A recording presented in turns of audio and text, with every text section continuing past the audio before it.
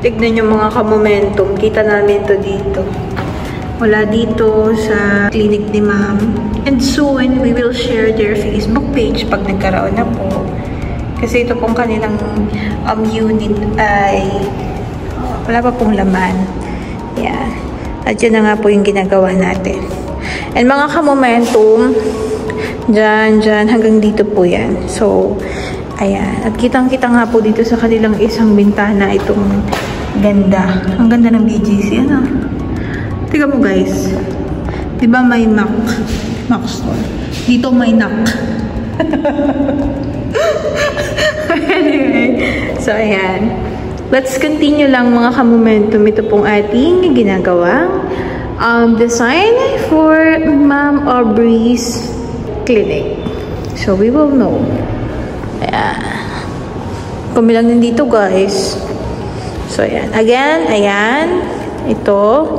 And, yan. Yan po yung mga gagawan po natin na area. Ganda, no? Ganda ng John ni ate. Ganda ng John niya. So, ang update mga ka-momentum, today is January Today is January 8, Wednesday. So, this is going to be our very first project for the year of 2025. At andito po ako. Yan guys, tignan nyo naman. Dami ko pang mga bakas ng chicken fox. Ka-chicken fox kasi ako nung end of the year. After namin ng project sa Aurora. Kaso na po, ayun, kitang-kita po. Actually, all over my body. Pero hindi naman siya sobrang dami, katulad ng iba. Sakto lang. Sabi nga ni mama, baka daw yan yung mga naiwan. Nung bata ako na hindi nakalabas. So, ayun. Hindi talaga ako sanay guys kasi hindi ako nagkakaroon ng ganyan eh. Tsaka mga tigyawat ko nung always makinis yan. Well anyway, matatanggal din yan but ayun.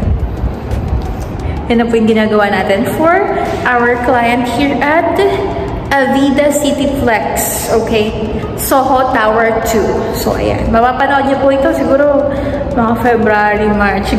Late upload ako. So ayan guys. I'll see you later.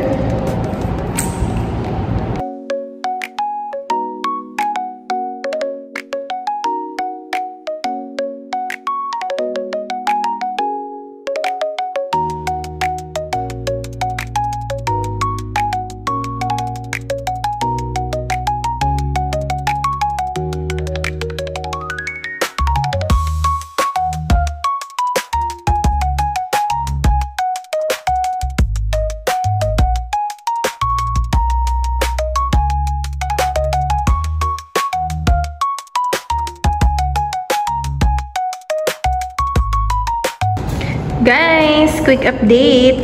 So, ito na po yung gawa natin. As of 3:30 PM. So, ayan. Yan na po siya. Ang ganda. Picturean ko lang. So, guys, ito pong design na ito ay binigay po sa atin ng ating client, no, ni Ma'am Aubrey.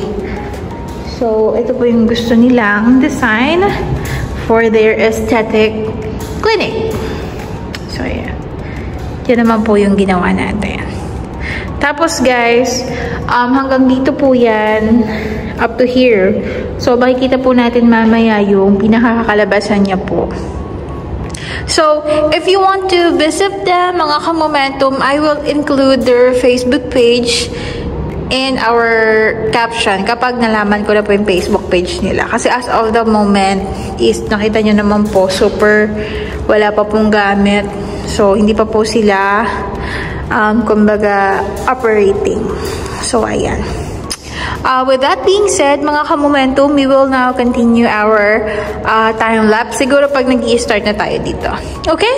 Alright. See you later, mga ka-momentum.